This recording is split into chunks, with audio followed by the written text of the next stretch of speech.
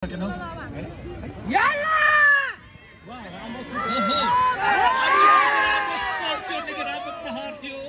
यसलाई चम्पाले सजिलैसँग रोकिदिन् आफ्नो अघिल्लो खुट्टाले।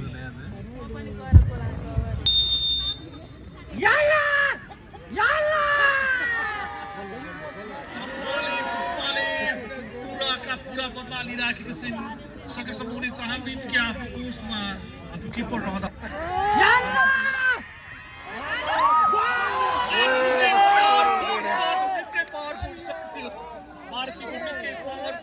शट थियो तर चम्पाले फेरि पनि यो बल रोकिदिएकी छिन्।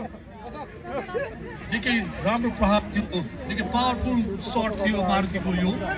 चम्पाले यसलाई पनि रोकिदियो।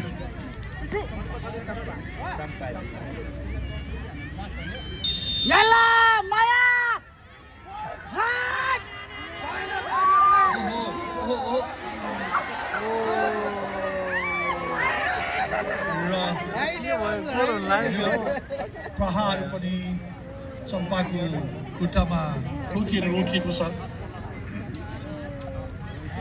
मारुतिले कब्जा गरेकी थिइन्, चम्पा पनि अहिले पोस्ट कब्जा गरे। सेकेन्ड राउन्डमा अन्तिम बलमा गोल गर्न सक्छन् कि सक्दैनन् त?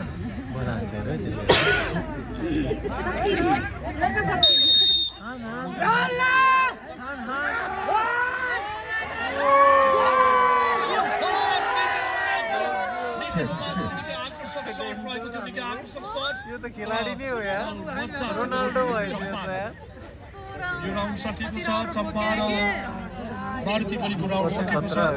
सेकेन्ड राउन्ड दुईवटा हात्ती मात्रै अब